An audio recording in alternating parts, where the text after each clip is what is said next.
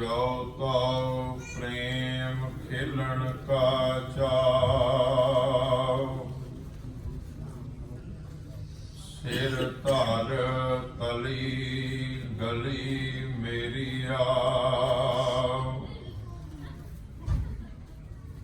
इत मार्ग पैर तरीजै, सिर दीजै कान न कीजै, सूरा सो पहचानिया, जो लरै दीन के हेत, पुरजा पुरजा कट मरै, अब न छाड़ै खेत, पुरजा पुरजा कट मरै, कब न छाड़ै खेत।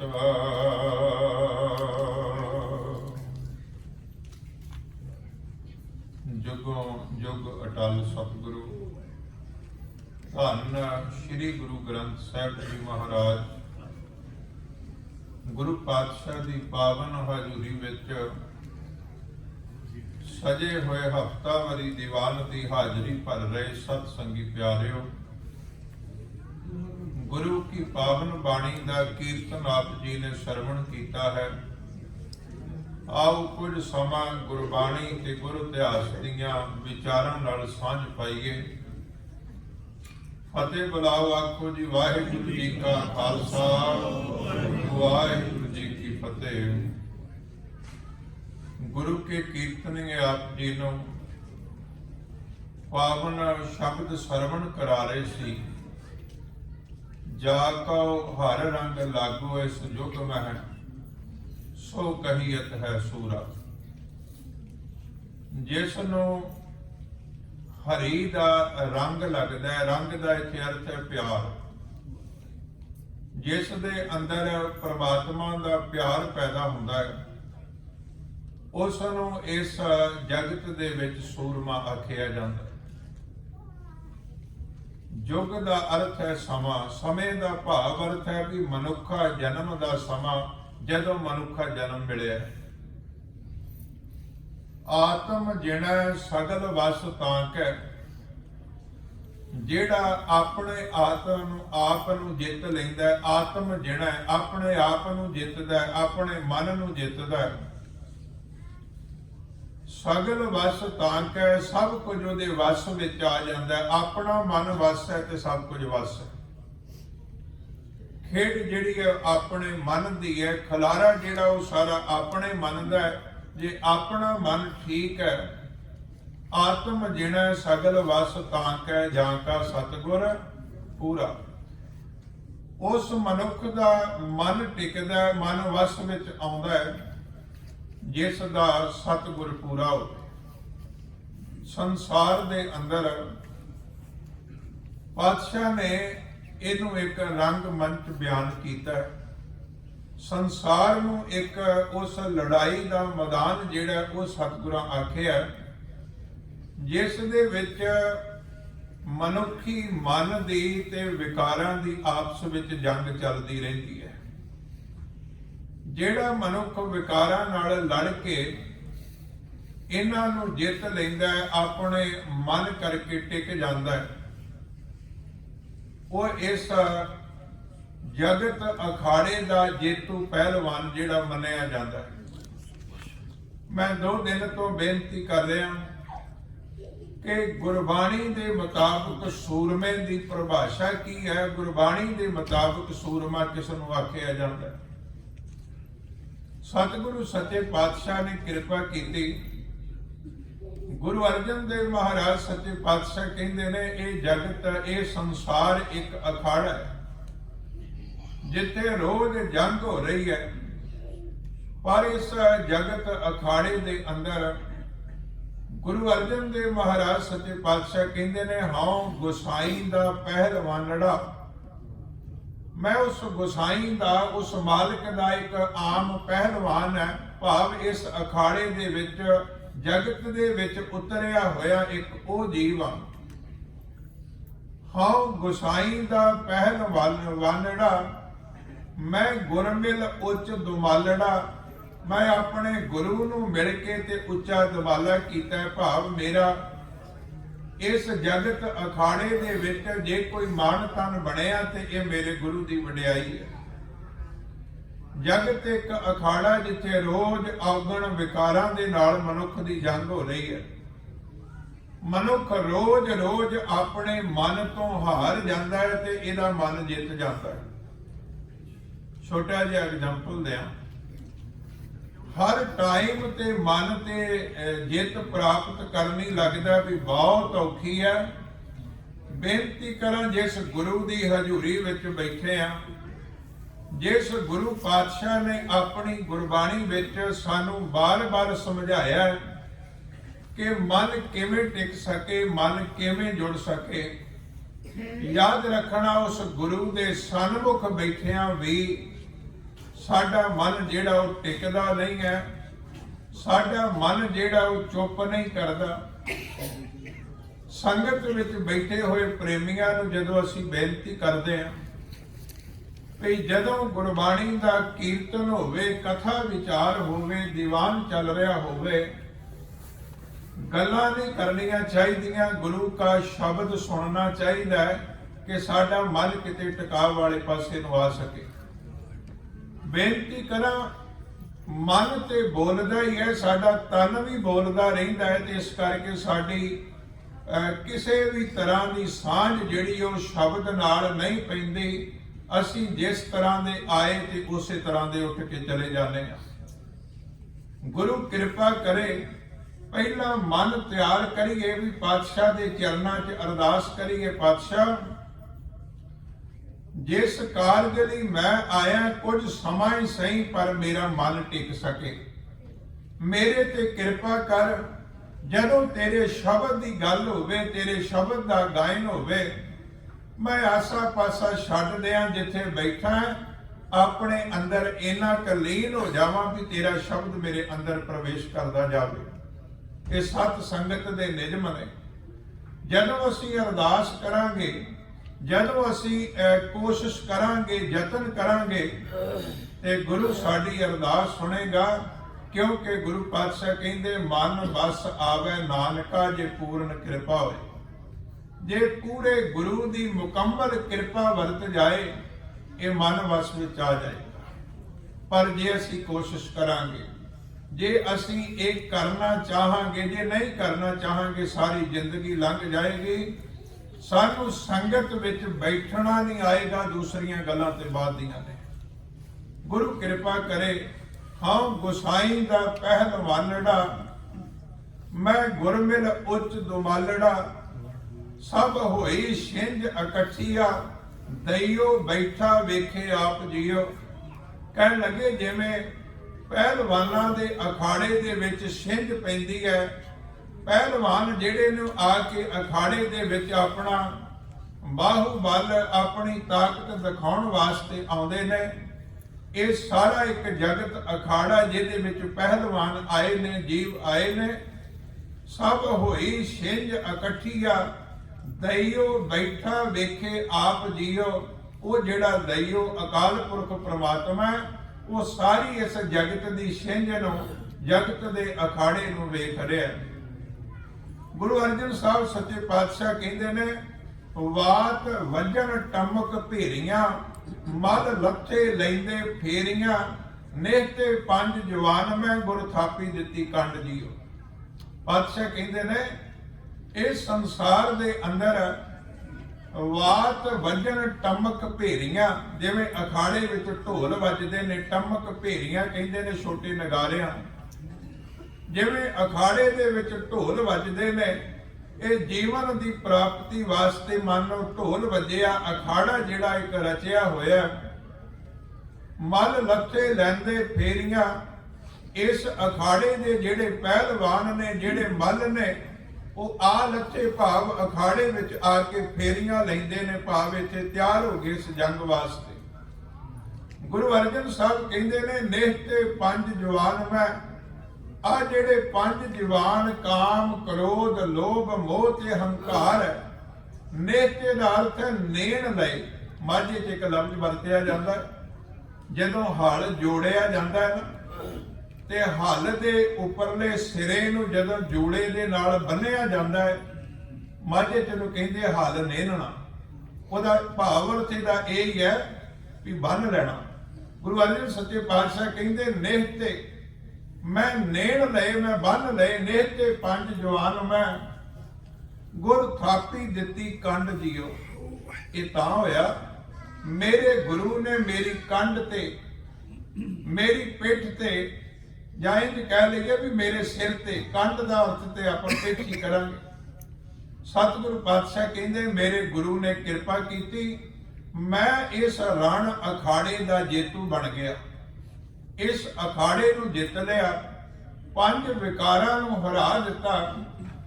ਆਮ ਕਰਕੇ ਕੀ ਹੁੰਦਾ ਹੈ ਕਿ ਪੰਜ ਵਿਕਾਰਾਂ ਦੇ ਹੱਥੋਂ ਅਸੀਂ ਰੋਜ਼ ਹਾਰਦੇ ਹਾਂ। ਕਦੀ ਕਾਮ ਹਰਾ ਦਿੰਦਾ ਹੈ, ਕਦੀ ਕ੍ਰੋਧ ਹਰਾ ਦਿੰਦਾ ਹੈ। ਕ੍ਰੋਧ ਦਾ ਜਦੋਂ ਸਮਾਂ ਗੁਜ਼ਰਦਾ, ਬੰਦਾ ਬਾਅਦ ਵਿੱਚ ਕਹਿੰਦਾ ਐਵੇਂ ਇੰਨਾ ਕੁਝ ਬੋਲ ਗਿਆ, ਕ੍ਰੋਧ ਆ ਗਿਆ, ਚਾਹੁੰਦਾ ਨਹੀਂ ਸੀ ਮੈਂ। ਟਾਈਮ ਦੇ ਟਾਈਮ ਕਦੀ ਕ੍ਰੋਧ ਕੋ ਹਾਰਦਾ ਹੈ, ਕਦੀ ਲੋਭ ਕੋ ਹਾਰਦਾ ਹੈ, ਕਦੀ ਮੋਹ ਤੇ ਕਦੀ ਹੰਕਾਰ ਕੋਲੋਂ ਹਾਰਦਾ ਹੈ। ਇਹ ਰੋਜ਼ ਰੋਜ਼ ਮਨ ਕਰਕੇ ਹਾਰਦਾ ਰਹਿੰਦਾ ਹੈ। ਪਰ ਸਤਿਗੁਰੂ ਪਾਤਸ਼ਾਹ ਕਹਿੰਦੇ ਗੁਰ ਥਾਪੀ ਦਿੱਤੀ ਕੰਡ ਜੀਓ। ਜਦੋਂ ਗੁਰੂ ਨੇ ਕੰਡ ਤੇ ਥਾਪੀ ਦਿੱਤੀ, ਮੈਂ ਇਹਨਾਂ ਪੰਜਾਂ ਵਿਕਾਰਾਂ ਨੂੰ ਜਿੱਤ ਲਿਆ। ਮੈਂ ਇਸ ਅਖਾੜੇ ਦਾ ਜੇਤੂ ਪਹਿਲਵਾਨ ਬਣ ਗਿਆ। ਬੇਨਤੀ ਕਰਾਂ, ਗੁਰੂ ਅਰਜਨ ਸਾਹਿਬ ਦਾ ਇੱਕ ਪਾਵਨ ਵਾਕ ਹੈ। ਸਾਹਿਬ ਕਹਿੰਦੇ ਨੇ ਨਾਣਾ ਰਣ ਤੇ ਜੀਤੀ ਹੈ, ਆਤਮ ਜੀਤੈ ਕੋਏ। ਗੌੜੀ ਬਾਮਨ ਅਖਰੀ ਗੁਰੂ ਅਰਜਨ ਦੇਵ ਮਹਾਰਾਜ। ਨਾਣਾ ਰਣ ਤੇ ਜੀਤੀ ਹੈ, ਆਤਮ ਜੀਤੈ ਕੋਏ। ਹਉ ਮੈਂ ਅੰਨ ਸਿਓ ਲੜ ਮਰੈ, ਸੋ ਸੋਭਾਦੂ ਹੋਏ। ਸੋਭਾਦੂ ਹੋਏ ਦਾ ਅਰਥ ਹੁੰਦਾ ਜਿਹੜਾ ਸੂਰਮਾ ਦੋਵਾਂ ਹੱਥਾਂ ਦੇ ਨਾਲ ਤਲਵਾਰ ਚਲਾਉਣੀ ਜਾਣਦਾ ਹੋਵੇ। ਹੈ ਤੇ ਇਹਦਾ ਆਤਮਿਕ ਪੱਖ ਹੈ, ਅਧਿਆਤਮਿਕ ਪੱਖ ਹੈ। ਪਰ ਗੁਰੂ ਪਾਤਸ਼ਾਹ ਨੇ ਉਦਾਹਰਨਾਂ ਸਾਰੀਆਂ ਸੂਰਮਿਆਂ ਦੀਆਂ ਤੇ ਜੰਗ ਵਾਲੀਆਂ ਦਿੱਤੀਆਂ ਨੇ ਕਿ ਜ਼ਿੰਦਗੀ ਦੇ ਵਿੱਚ ਜੰਗ ਲੜਨ ਵਾਲੇ ਬਾਹਰੀ ਤੌਰ ਤੇ ਬੜੇ ਸੂਰਮੇ ਦਿਖਾਈ ਦੇਣਗੇ, ਪਰ ਆਪਣੀ ਆਤਮਿਕ ਜ਼ਿੰਦਗੀ ਦੇ ਵਿੱਚ ਲੜ ਕੇ ਜਿੱਤਣ ਵਾਲੇ ਬਹੁਤ ਥੋੜੇ ਨੇ। ਜਾ ਕੋ ਹਰ ਰੰਗ ਲਾਗੋ ਇਸ ਯੁਗ ਮੈਂ, ਸੋ ਕਹੀਅਤ ਹੈ ਸੂਰਾ। ਤੇ ਜਿਸ ਨੇ ਪਾਤਸ਼ਾਹ ਕਹਿੰਦੇ ਨੇ ਆਤਮ ਜਿਣੈ ਸਗਲ ਵਸ ਤਾਂ ਕਹਿ ਜਾ ਕਾ ਸਤਿਗੁਰ ਪੂਰਾ। ਨਾਣਾ ਰਣ ਤੇ ਸੀਜੀਐ, ਆਤਮ ਜੀਤੈ ਕੋਏ। ਹਉ ਮੈਂ ਅੰਨ ਸਿਉ ਲੜ ਮਰੈ, ਸੋ ਸੋਭਾਦੂ ਹੋਏ। ਮਣੀ ਮਟਾਏ ਆਪ ਮਰੈ, ਆਪਣੇ ਆਪ ਨੂੰ ਜਿੱਤ ਲੈਂਦਾ ਹੈ, ਹਉਮੈ ਭਾਵ ਤੋਂ ਮਰ ਜਾਂਦਾ ਹੈ। ਮਣੀ ਮਟਾਏ ਜੀਵਤ ਮਰੈ। ਤੇ ਇਹ ਕਿਵੇਂ ਹੁੰਦਾ ਹੈ ਕਿ ਗੁਰੂ ਦੀ ਕਿਰਪਾ ਦੇ ਨਾਲ ਇਹ ਸਾਰੀ ਖੇਡ ਵਰਤਦੀ ਹੈ। ਸਤਿਗੁਰੂ ਗੁਰੂ ਅਰਜਨ ਦੇਵ ਮਹਾਰਾਜ ਸੱਚੇ ਪਾਤਸ਼ਾਹ ਬਖਸ਼ਿਸ਼ ਕਰਦੇ ਨੇ, ਇਸ ਢੰਗ ਨਾਲ ਮਨੁਮਾ ਜੀਤੈ ਹਰ ਮਿਲੈ ਤੇ ਸੂਰਤਨ ਵੇਸ। ਇਸ ਢੰਗ ਦੀ ਜ਼ਿੰਦਗੀ ਵਿੱਚ ਗੁਰੂ ਦੀ ਅਗਵਾਈ ਦੇ ਵਿੱਚ ਜਦੋਂ ਜ਼ਿੰਦਗੀ ਜਿਉਂਦਾ ਹੈ, ਸਤਿਗੁਰੂ ਪਾਤਸ਼ਾਹ ਕਹਿੰਦੇ ਨੇ ਮਣੀ ਮਟਾਏ ਜੀਵਤ ਮੇਰਾ ਗੁਰ ਪੂਰੇ ਉਪਦੇਸ਼। ਪੂਰੇ ਗੁਰੂ ਦੇ ਉਪਦੇਸ਼ ਨਾਲ ਮਣੀ ਭਾਵ ਇਸ ਵਿਕਾਰਾਂ ਦਾ ਜਿਹੜਾ ਸ਼੍ਰੋਮਣੀ ਇੱਕ ਹੰਕਾਰ ਹੈ ਨਾ, ਪੰਜ ਵਿਕਾਰਾਂ ਦੇ ਵਿੱਚੋਂ ਜਿਹੜਾ ਸਭ ਤੋਂ ਸ਼੍ਰੋਮਣੀ ਹਉਮੈ ਹੈ, ਹੰਕਾਰ ਹੈ। ਮਣੀ ਮਟਾਏ ਜੀਵਤ ਮਿਲੈ ਗੁਰ ਪੂਰੇ ਉਪਦੇਸ਼। ਸਭ ਕਹਿੰਦੇ ਨੇ ਮਨੁਮਾ ਜਿਣਾ, ਮਨੁਏ ਨੂੰ ਜਿੱਤ ਲੈਂਦਾ ਹੈ। ਹਰਿ ਸਿਉ ਮਿਲੈ, ਹਰੀ ਨਾਲ ਮਿਲ ਪੈਂਦਾ ਤੇ ਸੂਰਤਨ ਵੇਸ। ਇਹ ਸੂਰਮੇ ਦਾ ਵੇਸ ਹੈ। ਇਸ ਅਕਾਲ ਪੁਰਖ ਪ੍ਰਮਾਤਮਾ ਦੇ ਪਿਆਰ ਵਿੱਚ ਜੁੜੇ ਹੋਏ ਸੂਰਮੇ ਦੀ ਜ਼ਿੰਦਗੀ ਹੈ। ਬੇਨਤੀ ਕਰਾਂ, ਜਦੋਂ ਜੰਗ ਹੁੰਦੀ ਹੈ, ਇੱਕ ਸਮਾਂ ਸੀ ਜਦੋਂ ਸ਼ਸਤਰਾਂ ਦੀ ਜੰਗ, ਕਿਰਪਾਨ ਚੱਲਦੀ ਸੀ, ਖੰਡਾ ਚੱਲਦਾ ਸੀ, ਨੇਜੇ ਚੱਲਦੇ ਸਨ, ਤੀਰਾਂ ਦੇ ਨਾਲ ਜੰਗ ਹੁੰਦੀ ਸੀ। ਸੁਭਾਵਕ ਹੈ ਵੀ ਜਦੋਂ ਸ਼ਸਤਰਾਂ ਦੇ ਨਾਲ, ਲੋਹੇ ਦੇ ਸ਼ਸਤਰਾਂ ਨਾਲ ਜੰਗ ਹੋਣੀ ਹੈ ਤੇ ਜੰਗ ਮੈਦਾਨ ਦੇ ਵਿੱਚ ਸ਼ਸਤਰਾਂ ਦਾ ਵਾਰ ਰੋਕਣ ਵਾਸਤੇ ਲੋਹੇ ਦਾ ਵਸਤਰ ਪਾਇਆ ਜਾਂਦਾ ਸੀ, ਉਹਨੂੰ ਸੰਜੋਗ ਕਹਿੰਦੇ ਸੀ। ਸ਼ਸਤਰ ਨਾ ਲੱਗੇ, ਮੈਨੂੰ ਖਿਆਲ ਆ ਗਿਆ ਨਰਮੋਹਗੜ੍ਹ ਦੀ ਜੰਗ ਹੈ, ਛੇੜ ਪਹਾੜੀ ਰਾਜਿਆਂ ਨੇ ਛੇੜੀ ਸੀ, ਪਰ ਜਦੋਂ ਆਪਣੀ ਵਾਹ ਨਾ ਗਈ ਤੇ ਸਰਹੰਦ ਦੇ ਸੂਬੇ ਕੋਲੋਂ ਕੁਝ ਫੌਜ ਮੰਗਾ ਲਈ। ਗੁਰੂ ਪਾਤਸ਼ਾਹ ਨਰਮੋਈ ਦੀ ਜੰਗ ਹੈ, ਇੱਕ ਛੋਟੀ ਜੀ ਕੱਚੀ ਗੜੀ ਸੀਗੀ, ਕੋਈ ਬਹੁਤ ਵੱਡਾ ਕਿਲਾ ਨਹੀਂ ਸੀ। ਗੁਰੂ ਪਾਤਸ਼ਾਹ ਆਨੰਦਪੁਰ ਤੋਂ ਬਾਹਰ ਸੀਗੇ।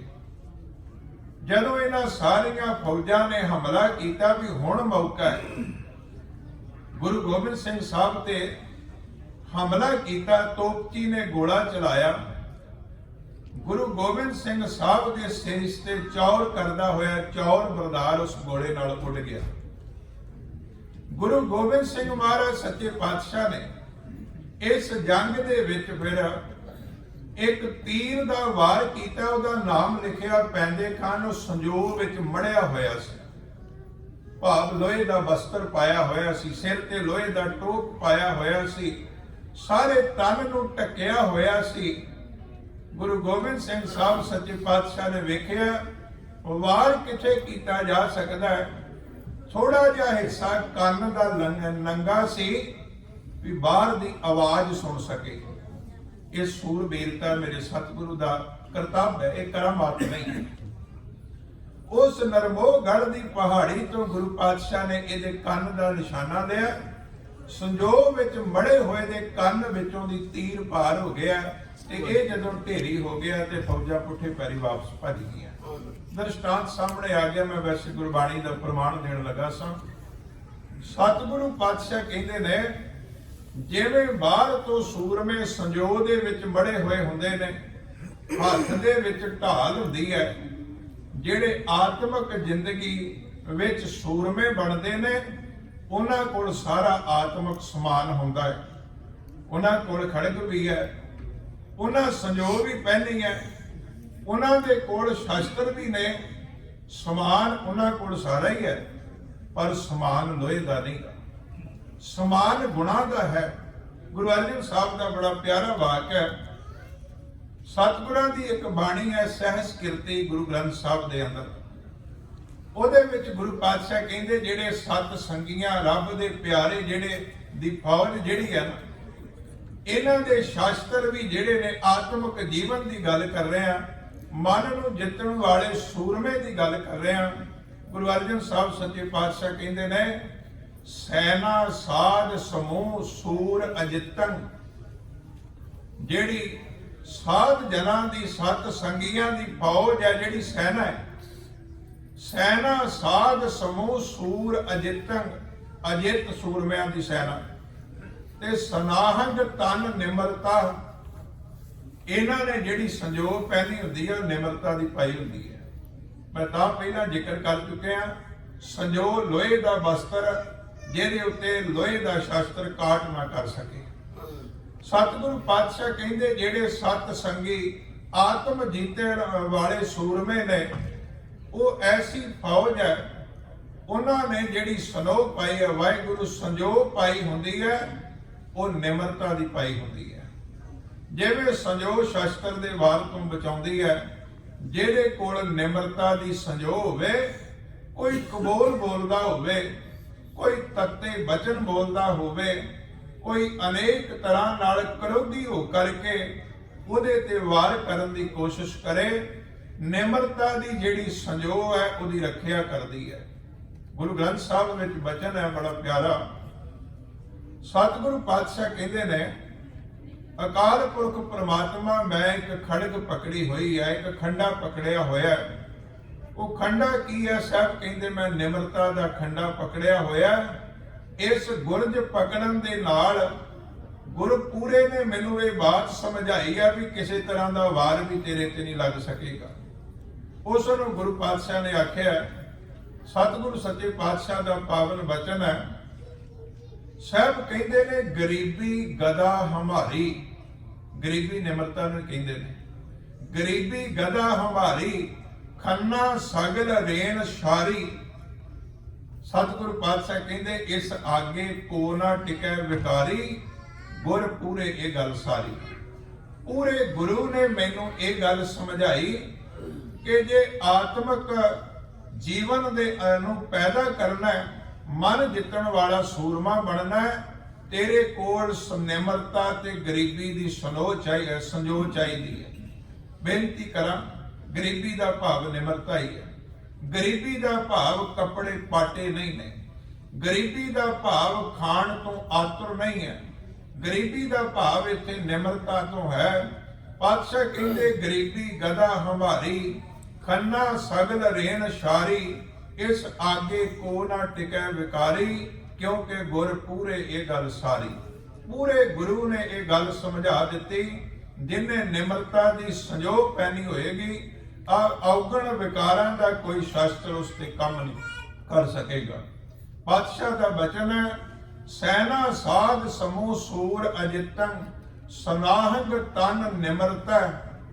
ਫਿਰ ਪਾਤਸ਼ਾਹ ਕਹਿੰਦੇ ਨੇ, ਆਵਦ ਗੁਣ ਗੋਬਿੰਦ ਰਮਣੰ। ਆਵਦ ਕਹਿੰਦੇ ਨੇ ਸ਼ਸਤਰਾਂ। ਇਸ ਤਰ੍ਹਾਂ ਦੇ ਸੂਰਮਿਆਂ ਦੇ ਕੋਲ ਰੱਬ ਜੀ ਦੇ ਗੁਣ ਰਮਣ, ਗੁਣਾਂ ਦਾ ਗਾਇਨ ਕਰਨਾ, ਗੁਣਾਂ ਨੂੰ ਜਪਣਾ, ਇਹ ਉਹਨਾਂ ਨੇ ਸ਼ਸਤਰ ਰੱਖੇ ਹੋਏ ਨੇ।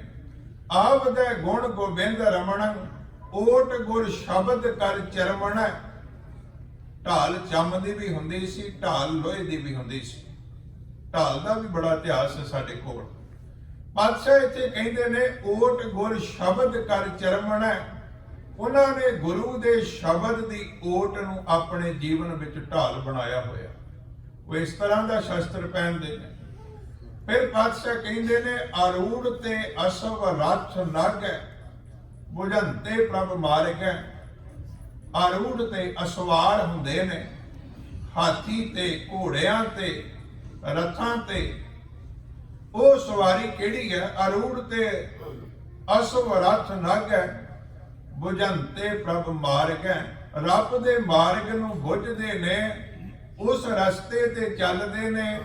ਗੁਰ ਉਪਦੇਸ਼ ਦੀ ਰਹਿਨਮਾਈ ਵਿੱਚ ਚੱਲਣਾ ਉਹਨਾਂ ਦਾ ਇਹ ਹਾਥੀ ਘੋੜਿਆਂ ਤੇ ਸਵਾਰ ਹੋਣਾ ਹੁੰਦਾ ਹੈ। ਫਿਰ ਪਾਤਸ਼ਾਹ ਕਹਿੰਦੇ ਨੇ, ਵਿਚਰ ਤੇ ਨਿਰਭੈਂਗ ਸਤਰ ਸੈਨਾ। ਬੇਨਤੀ ਕਰਾਂ, ਸਹਿਸ ਕੀਰਤੀ ਦਾ ਸ਼ਲੋਕ ਹੈ। ਇਹ ਚ ਪਾਠ ਕਰਦਿਆਂ ਵੀ ਵਿਸ਼ਰਾਮ ਜਿਹੜੇ ਨੇ ਬਹੁਤਿਆਂ ਦੇ ਅੱਗੇ ਪਿੱਛੇ ਹੁੰਦੇ ਆ। ਜੇ ਤੁਸੀਂ ਧਿਆਨ ਦੇ ਕੇ ਸੁਣੋਗੇ ਬਾਤ ਤਾਂ ਸਮਝ ਵਿੱਚ ਆਏਗੀ। ਵਿਚਰ ਤੇ ਨਿਰਭੈਂਗ ਸਤਰੰਗ ਸੈਨਾ। ਸ਼ਤਰੂ ਦੀ ਸੈਨਾ, ਦੁਸ਼ਮਣਾਂ ਦੀ ਸੈਨਾ ਵਿੱਚ ਨਿਰਭੈ ਹੋ ਕੇ ਐਸੇ ਬੰਦੇ ਵਿਚਰਦੇ ਨੇ। ਤੇ ਜਿਹੜੇ ਆਪਣੀ ਜ਼ਿੰਦਗੀ ਦੇ ਅੰਦਰ ਧਿਆਨ ਤੇ ਗੋਪਾਲ ਕੀਰਤਨ ਹੈ, ਉਹ ਗੋਪਾਲ ਨੂੰ ਧਿਆਉਂਦੇ ਨੇ, ਉਹਦਾ ਕੀਰਤਨ ਕਰਦੇ ਨੇ, ਉਹਦੀ ਸਿਫਤ ਸਲਾਹ ਕਰਦੇ ਨੇ। ਇਸ ਕਰਕੇ ਉਹ ਸ਼ਤਰੂਆਂ ਦੀ ਸੈਨਾ ਵਿੱਚ ਵਿਕਾਰ ਔਗਣਾਂ ਦੇ ਖਿਲਾਰੇ ਦੇ ਵਿੱਚ ਵੀ ਨਿਰਭੈ ਹੋ ਕਰਕੇ ਵਿਚਰਦੇ ਨੇ। ਐਸੇ ਸੂਰਮਿਆਂ ਨੂੰ ਗੁਰੂ ਅਰਜਨ ਦੇਵ ਮਹਾਰਾਜ ਕਹਿੰਦੇ ਨੇ, ਜਿਤ ਤੇ ਵਿਸ਼ਵ ਸੰਸਾਰੈ, ਨਾਨਕ ਵਸਿਅੰਗ ਕਰੋਤ ਪੰਚ ਤਸਕਰੈ। ਪਾਤਸ਼ਾਹ ਕਹਿੰਦੇ ਸਾਰੇ ਵਿਸ਼ਵ ਨੂੰ ਜਿੱਤ ਲੈਂਦੇ ਨੇ, ਸਾਰੇ ਸੰਸਾਰ ਨੂੰ ਜਿੱਤ ਲੈਂਦੇ ਨੇ। ਬੇਨਤੀ ਕਰਾਂ, ਮਨੁੱਖ ਦਾ ਸੰਸਾਰ ਕਿੰਨਾ ਕੁ ਹੈ? ਜਿੰਨਾ ਇਹਦੇ ਮਨ ਦਾ ਪਸਾਰਾ ਹੈ, ਉਨਾ ਹੀ ਸੰਸਾਰ ਹੈ।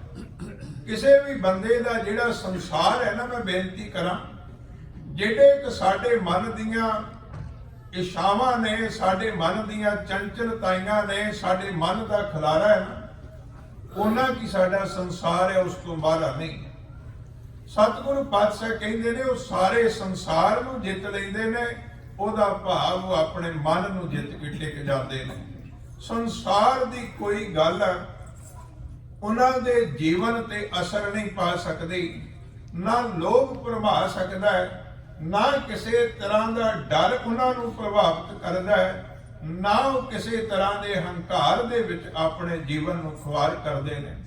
ਜਿਤ ਤੇ ਵਿਸ਼ਵ ਸੰਸਾਰੈ। ਪਾਤਸ਼ਾਹ ਕਹਿੰਦੇ ਨੇ, ਨਾਨਕ ਵਸਿਅੰਗ ਕਰੋਤ ਪੰਚ ਤਸਕਰੈ। ਆੜੇ ਪੰਜ ਤਸਕਰ ਨੇ, ਪੰਜ ਚੋਰ ਨੇ, ਕਾਮ ਕ੍ਰੋਧ ਲੋਭ ਮੋਹ ਹੰਕਾਰ। ਇਸ ਨੂੰ ਵਸ ਵਿੱਚ ਕਰ ਲੈਂਦੇ ਨੇ ਤੇ ਸਾਰੇ ਸੰਸਾਰ ਨੂੰ ਮਨ ਵਸ ਵਿੱਚ ਕਰਕੇ ਇਸ ਅਵਸਥਾ ਵਿੱਚ ਆ ਜਾਂਦੇ ਨੇ। ਤਿੱਥੈ ਜੋਧ ਮਹਾਬਲ ਸੂਰ, ਇਨ ਮਹਿ ਰਾਮ ਰਹਿਆ ਭਰਪੂਰ। ਉਸ ਅਵਸਥਾ ਦੇ ਵਿੱਚ ਆ ਜਾਂਦੇ ਨੇ। ਸਤਿਗੁਰੂ ਸੱਚੇ ਪਾਤਸ਼ਾਹ ਕਿਰਪਾ ਕਰੇ।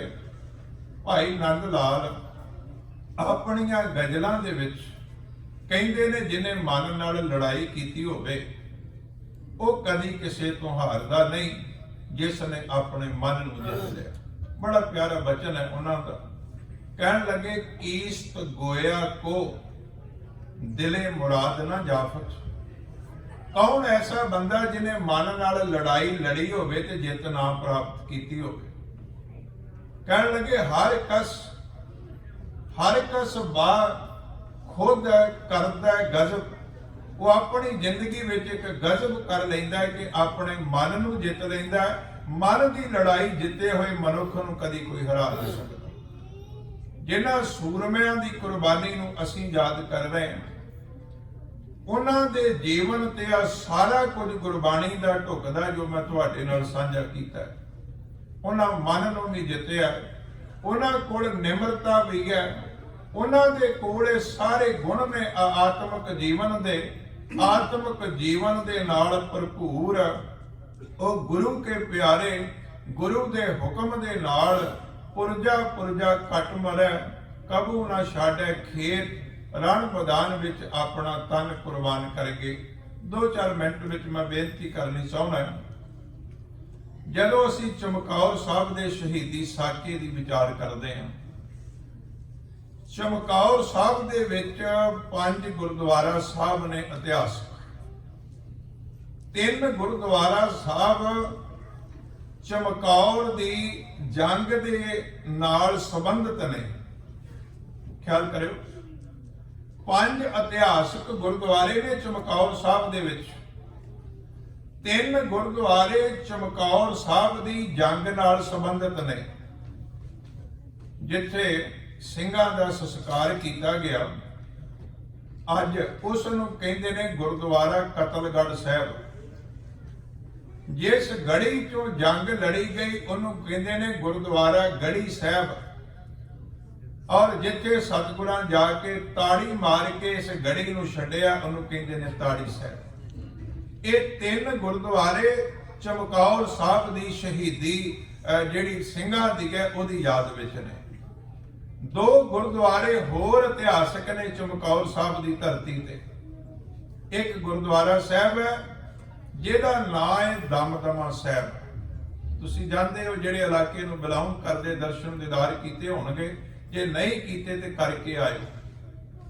ਜਦੋਂ ਗੁਰੂ ਗੋਬਿੰਦ ਸਿੰਘ ਸਾਹਿਬ ਕੁਰੂਕਸ਼ੇਤਰ ਗਏ ਨੇ, ਇਹ ਜਦੋਂ ਸ਼ਹੀਦੀਆਂ ਹੁੰਦੀਆਂ ਸਾਹਿਬਜ਼ਾਦਿਆਂ ਦੀਆਂ, ਦੂਸਰੀ ਵਾਰੀ ਚਮਕੌਰ ਆਏ ਨੇ ਗੁਰੂ ਗੋਬਿੰਦ ਸਿੰਘ।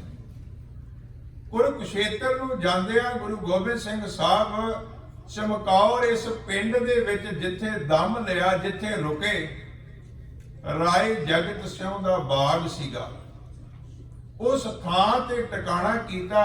ਫਿਰ ਅੱਗੇ ਕੁਰੂਕਸ਼ੇਤਰ ਨੂੰ ਗਏ, ਉਸੇ ਸਥਾਨ ਤੇ ਬਣਿਆ ਹੋਇਆ ਗੁਰਦੁਆਰਾ ਅੱਜ ਦਮਦਮਾ ਸਾਹਿਬ। ਇੱਕ ਗੁਰਦੁਆਰਾ 5ਵਾਂ ਜਿਹੜਾ ਹੈ ਉਹ ਹੈ ਰਣਜੀਤਗੜ੍ਹ। ਰਣਜੀਤਗੜ੍ਹ ਕਿਉਂ ਬਣਿਆ? ਜਦੋਂ ਕੁਰੂਕਸ਼ੇਤਰ ਤੋਂ ਵਾਪਸ ਆਉਂਦਿਆਂ ਗੁਰੂ ਗੋਬਿੰਦ ਸਿੰਘ ਸਾਹਿਬ ਇਸ ਥਾਂ ਤੇ ਰੁਕੇ, ਇਸ ਪਿੰਡ ਵਿੱਚ ਰੁਕੇ। ਪਹਾੜੀ ਰਾਜਿਆਂ ਨੇ ਕੁਝ ਮੁਗਲ ਜਰਨੈਲਾਂ ਨੂੰ ਪੈਸੇ ਦੇ ਕੇ ਉਹਨਾਂ ਆਖਿਆ ਗੁਰੂ ਗੋਬਿੰਦ ਸਿੰਘ ਸਾਹਿਬ ਦੇ ਨਾਲ ਕੋਈ 500-700 ਸਿੱਖ ਹੋਏਗਾ। ਕਿਲਿਆਂ ਤੋਂ ਬਾਹਰ ਨੇ ਇੱਕ ਆਮ ਪਿੰਡ ਦੀ ਰਿਹਾਇਸ਼ ਤੇ ਟਿਕੇ ਹੋਏ ਨੇ, ਤੇ ਤੁਸੀਂ ਇੱਥੇ ਜੇ ਗੁਰੂ ਗੋਬਿੰਦ ਸਿੰਘ ਸਾਹਿਬ ਨੂੰ ਖਤਮ ਕਰ ਦਿਓ ਤੇ ਸਾਡੇ ਸਿਰ ਪਈ ਹੋਈ ਵਿਪਤਾ ਸਦਾ ਲਈ ਟਲ ਜਾਏਗੀ। ਸੈਯਦ ਬੇਗ, ਕਈਆਂ ਸੈਦ ਬੇਗ ਲਿਖਿਆ, ਸੈਯਦ ਬੇਗ ਤੇ ਅਲਫ ਖਾਨ 2 ਮੁਗਲ ਫੌਜਦਾਰ ਸਨ। ਪਹਾੜੀ ਰਾਜਿਆਂ ਨੇ ਪੈਸੇ ਦੇ ਕੇ ਇਹਨਾਂ ਨੂੰ ਇੱਥੇ ਟਿਕਾ ਲਿਆ ਵੀ ਜਦੋਂ ਗੁਰੂ ਸਾਹਿਬ ਵਾਪਸ ਆਉਣਗੇ ਉਹਨਾਂ ਤੇ ਹਮਲਾ ਕਰ ਦਿੱਤਾ ਜਾਏ। ਜਦੋਂ ਇਹਨਾਂ ਨੇ ਹਮਲਾ ਕੀਤਾ, ਰਣਜੀਤਗੜ੍ਹ ਵਾਲੇ ਸਥਾਨ ਤੇ ਗੁਰੂ ਪਾਤਸ਼ਾਹ ਬਿਰਾਜਮਾਨ ਨੇ। ਸਾਹਿਬ ਨੇ ਸਿੱਖਾਂ ਨੂੰ ਤਿਆਰ ਹੋਣ ਦਾ ਹੁਕਮ ਦਿੱਤਾ ਹੈ। ਇਹ ਜੰਗ ਕੁਝ ਘੰਟਿਆਂ ਦੀ ਜੰਗ ਹੈ, ਪਰ ਸਿੰਘ ਇੰਨੇ ਜਾਨਾਂ ਭੂਲ ਕੇ ਲੜੇ, ਆਪਣੇ ਗੁਰੂ ਤੋਂ ਕੁਰਬਾਨ ਹੋਣ ਵਾਸਤੇ ਅੱਗੇ ਵੱਧ ਕੇ ਤੇਗਾਂ ਮਾਰੀਆਂ। ਇਸ ਜੰਗ ਦਾ ਫੈਸਲਾ ਪਤਾ ਕਿਵੇਂ ਹੋਇਆ? ਜਿਹੜਾ ਫੌਜਦਾਰ ਸੈਯਦ ਬੇਗ ਸੀ ਨਾ, ਉਹ ਸਿੰਘਾਂ ਦੀ ਬਹਾਦਰੀ ਵੇਖ ਕੇ ਵੀ ਇੰਨਾ ਪਿਆਰ ਕਰਦੇ ਨੇ ਗੁਰੂ ਨੂੰ, ਇੰਨੇ ਥੋੜੇ ਬੰਦੇ ਤੇ ਇੰਨੀ ਫੌਜ ਨਾਲ ਇਵੇਂ ਬਹਾਦਰੀ ਨਾਲ ਲੜਦੇ ਨੇ। ਇਤਿਹਾਸ ਕਹਿੰਦਾ ਵੀ ਉਹ ਆਪਣੀ ਸੈਨਾ ਛੱਡ ਕੇ ਤੇ ਗੁਰੂ ਗੋਬਿੰਦ ਸਿੰਘ ਦੀ ਸ਼ਰਨ ਆ ਗਿਆ। ਕਹਿਣ ਲੱਗਾ, ਪਾਤਸ਼ਾਹ ਬਖਸ਼ ਲਓ, ਜਿਹੜਾ ਕੰਮ ਮੈਂ ਕਰ ਰਿਹਾ ਮੈਂ ਪਹਾੜੀ ਰਾਜਿਆਂ ਦੀ ਚੁੱਕ ਤੇ ਕੀਤਾ, ਪੈਸੇ ਦੇ ਲਾਲਚ ਨਾਲ ਕੀਤਾ, ਪਰ ਕਹਿਣ ਲੱਗੇ ਤੁਹਾਡੀ ਇਬਾਦਤ ਨੇ, ਤੁਹਾਡੇ ਸਿੰਘਾਂ ਦੀ ਕੁਰਬਾਨੀ ਨੇ ਮੇਰਾ ਮਨ ਜਿੱਤ ਲਿਆ। ਜਦੋਂ ਇਹ ਗੁਰੂ ਪਾਤਸ਼ਾਹ ਦੀ ਸ਼ਰਨ ਆ ਗਿਆ, ਅਲਫ ਖਾਨ ਜਿਹੜਾ ਇਸ ਮੈਦਾਨ ਚੋਂ ਦੌੜ ਗਿਆ। ਫਿਰ ਉੱਥੇ ਗੁਰਦੁਆਰਾ ਸਾਹਿਬ ਬਣਿਆ ਰਣਜੀਤਗੜ੍ਹ। ਇਸ ਰਣ ਨੂੰ ਗੁਰੂ ਪਾਤਸ਼ਾਹ ਨੇ ਜਿੱਤਿਆ। ਇਹ ਚਮਕੌਰ ਸਾਹਿਬ ਦਾ 5ਵਾਂ ਗੁਰਦੁਆਰਾ ਹੈ। ਤੇ ਬੇਨਤੀ ਕਰਾਂ, ਇਹ ਚਮਕੌਰ ਦੀ ਇਸ ਜੰਗ ਤੋਂ ਬਹੁਤ ਪਹਿਲਾਂ ਦਾ 2-4 ਸਾਲ ਪਹਿਲਾਂ ਦੀ ਗੱਲ ਹੈ। ਸਤਿਗੁਰੂ ਪਾਤਸ਼ਾਹ ਨੇ ਕਿਰਪਾ ਕੀਤੀ, ਇੱਥੇ ਵੀ ਇਸ ਜੰਗ ਨੂੰ ਜਿੱਤਿਆ। ਬੇਨਤੀ ਕਰਾਂ, ਚਮਕੌਰ ਸਾਹਿਬ ਉਹ ਧਰਤੀ ਹੈ। ਜਦੋਂ ਅਸੀਂ ਜਾਈਏ, ਇੱਕ ਬੇਨਤੀ ਕਰਾਂਗਾ, ਕਾਹਲੀ ਨਾ ਕਰਿਆ ਕਰੋ। ਜਦੋਂ ਗੁਰਸਥਾਨ ਤੇ ਜਾਣਾ ਹੋਵੇ, ਪਰਿਵਾਰ ਸਮੇਤ ਜਾ ਕੇ, ਬੱਚਿਆਂ ਸਮੇਤ ਜਾ ਕੇ, ਬੇਨਤੀ ਕਰਾਂ ਬੜੇ ਸਹਿਜ ਭਾਵ ਨਾਲ ਮੱਥਾ ਟੇਕ ਕੇ 2 ਮਿੰਟ ਬੈਠ ਕੇ ਉਹਨਾਂ ਸ਼ਹੀਦਾਂ ਦੀ ਯਾਦ ਵਿੱਚ ਜੁੜਿਆ ਕਰੋ। ਹੁਣ ਤੇ ਬੋਰਡ ਲੱਗੇ ਹੋਏ ਨੇ, ਇਤਿਹਾਸ ਲਿਖਿਆ ਹੋਇਆ, ਪੰਜਾਬੀ 'ਚ ਵੀ ਲਿਖਿਆ, ਅੰਗਰੇਜ਼ੀ ਵਿੱਚ ਵੀ ਲਿਖਿਆ ਹੋਇਆ, ਬੱਚੇ ਪੜ੍ਹ ਸਕਦੇ ਨੇ। ਅਸੀਂ ਉਹਨਾਂ ਦੀ ਯਾਦ ਵਿੱਚ ਬੱਚਿਆਂ ਨੂੰ ਜੋੜ ਸਕਦੇ ਹਾਂ, ਜਿਨ੍ਹਾਂ ਮਹਾਨ ਪੁਰਖਿਆਂ ਦਾ ਅਸੀਂ ਦਿਨ ਮਨਾ ਰਹੇ ਹਾਂ। ਸਤਿਗੁਰੂ ਪਾਤਸ਼ਾਹ ਨੇ ਕਿਰਪਾ ਕੀਤੀ, ਇੱਕ ਬਚਨ ਕਹਿ ਕੇ ਸਮਾਪਤੀ ਕਰਨ ਲੱਗਾ। ਜੋਗੀ ਅੱਲਾ ਯਾਰ ਖਾਂ ਚਮਕੌਰ ਦੀ ਗੜੀ ਦੇ ਬਾਬਤ ਲਿਖਦਾ ਹੈ, ਕਹਿੰਦਾ, ਬਸ ਏਕ ਹਿੰਦ ਮੈਂ ਤੀਰਥ ਹੈ ਯਾਤਰਾ ਕੇ लिए, कटाए बाप ने बच्चे जहां खुदा के लिए, मेहर चमक मेहर की चमकौर है तेरे जरों में, जहीं से बनकर सितारे गए समा के लिए, गुरु गोबिंद सिंह के लखते जिगर अजीत जुझार, फलक पे एक दा जहां 2 चांद है जिया के लिए। कहन लगे, आकाश विच एक चंद चढ़दा है, इत्थे गुरु गोबिंद सिंह दे 2 चंद चमकदे ने। जिया कहंदे ने रोशनी। सिख नूं की मनुखता नूं अणख दी जिंदगी दा चानण देण वास्ते जोगी अल्ला यार खां लिखदा है कि गुरु गोबिंद सिंह साहब सच्चे पातशाह दे साहिबजादे ते ओहदे ਸਿੰਘਾਂ ने इत्थे महान कुर्बानी कीती है। इस करके गुरु गोबिंद सिंह दे लखते जिगर अजीत जुझार, फलक पे एक जहां 2 चांद है जिया के लिए। सतगुरु पातशाह कृपा करे, ਉਹਨਾਂ ਮਹਾਨ ਪੁਰਖਿਆਂ ਨੂੰ ਯਾਦ ਕਰਦਿਆਂ ਸਾਡੇ ਜੀਵਨ ਦੇ ਅੰਦਰ ਵੀ ਆਤਮਿਕ ਗੁਣ ਪੈਦਾ ਹੋਣ ਤੇ ਅਸੀਂ ਵੀ ਇਸ ਜੀਵਨ ਨੂੰ ਸਫਲ ਕਰ ਸਕੀਏ। ਹੋਈਆਂ ਭੁੱਲਾਂ ਚੁੱਕਾਂ ਦੀ ਖਿਮਾ ਬਖਸ਼ਣੀ ਜੀ। ਵਾਹਿਗੁਰੂ ਜੀ ਕਾ ਖਾਲਸਾ, ਵਾਹਿਗੁਰੂ ਜੀ ਕੀ ਫਤਿਹ।